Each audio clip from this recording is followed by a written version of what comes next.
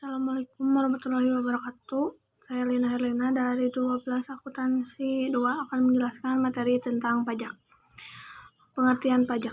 Pajak adalah pungutan wajib dari rakyat untuk negara. Setiap sen uang pajak dibayarkan rakyat akan termasuk dalam pos pendapatan negara dari sektor pajak.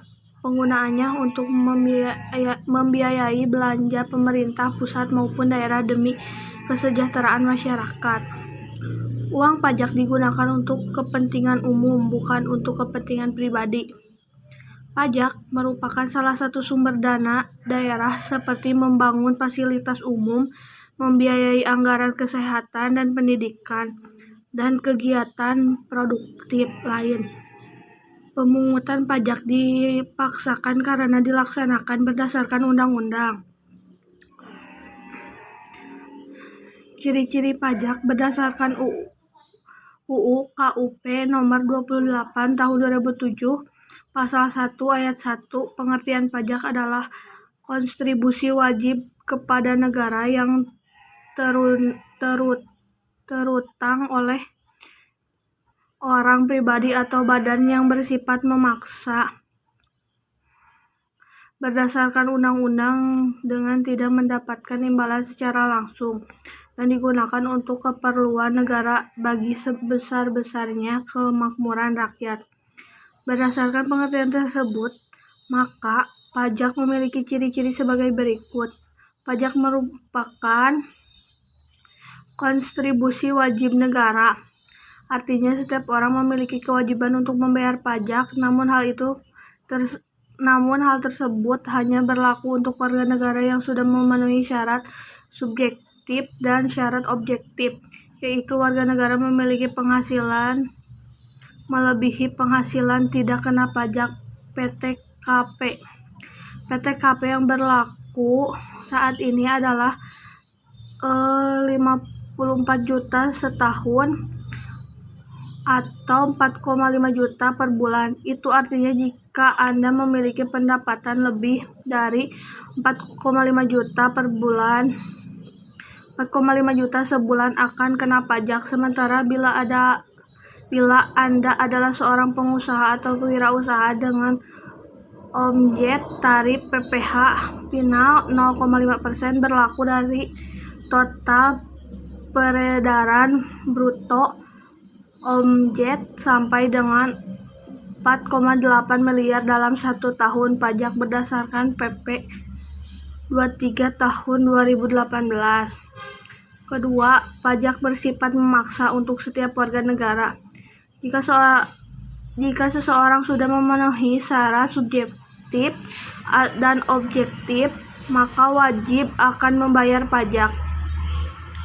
Dalam Undang-Undang Pajak sudah dijelaskan jika seorang dengan sengaja tidak membayar pajak yang seharusnya dibayarkan, maka ada ancaman sanksi administratif maupun hukuman secara pidana. 3. Warga negara tidak mendapat imbalan langsung. Pajak berbeda dengan retribusi. Contohnya, retribusi ketika mendapat manfaat parkir maka harus membayar sejumlah uang, yaitu retribusi parkir. Namun pajak tidak seperti itu. Pajak merupakan salah satu sarana pemerataan pendapatan warga negara. Jadi ketika membayar pajak dalam jumlah tertentu, Anda tidak langsung menerima manfaat pajak yang dibayar. Yang akan didapatkan misalnya berupa perbaikan jalan raya di daerah Anda, fasilitas kesehatan gratis bagi keluarga, beasiswa pendidikan bagi anak Anda, dan lainnya. 4. Berdasarkan undang-undang. Artinya pajak diatur dalam undang-undang negara berupa undang-undang yang mengatur tentang mekanisme perhitungan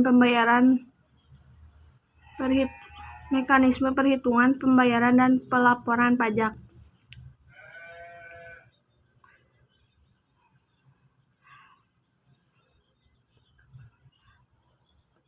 perspektif pajak dari sisi ekonomi dan hukum. 1. Pajak dari perspektif ekonomi. Hal ini bisa dinilai dari